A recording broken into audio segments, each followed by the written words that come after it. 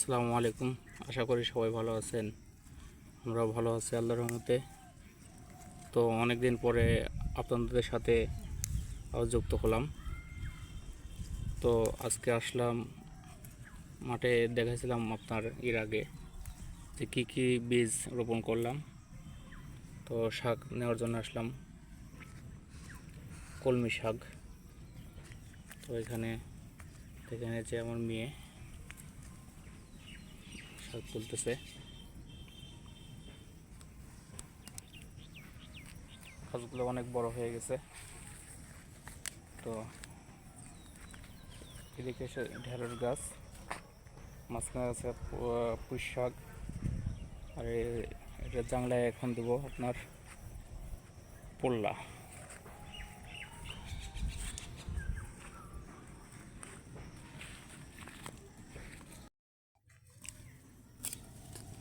তো এই কলমি শাক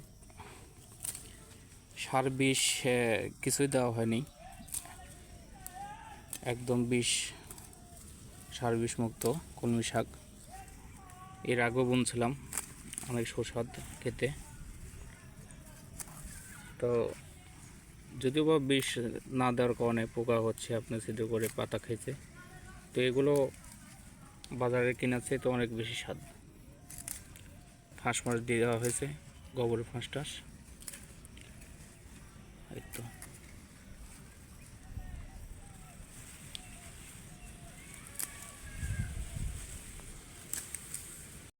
তো এখানে পোল্লার জাংলা দেওয়া হচ্ছে।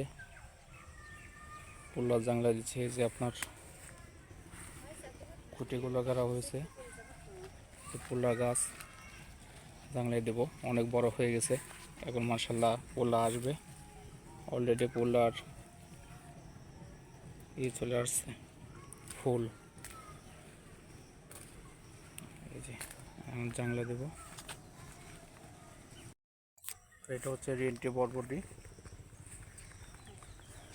তো বরবটির ফুল আসছিল, অনেক ঝরে পড়ে যাচ্ছে আপনার বিষ না দেওয়ার কারণে। তো দেখা যাক কি হয়।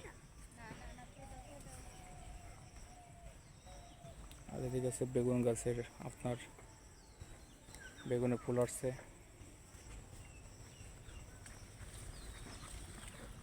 ডাটা শাক, এটা হচ্ছে ডাটা, রাজশাহী কাটোয়া ডাটা। মরিচ গাছ আছে, মরিচ গাছ,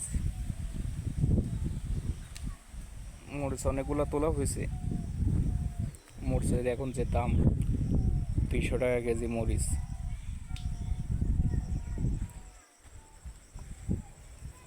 তো আশা করি ভিডিওটি দেখবেন, আর কিভাবে আমরা বেড করে শাকসবজি চাষ করতেছি সেটাও দেখে রাখবেন।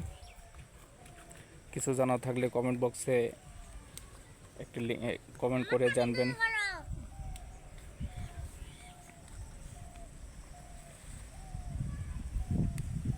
সবগুলোতে ফাঁস দিছি, প্রত্যেকটা বেডে। তো ঈদের পরে এই ভিডিওটি আবার দিলাম, আপনারা সবাই শেয়ার করবেন। তো আজ এই পর্যন্তই, আল্লাহ হাফেজ।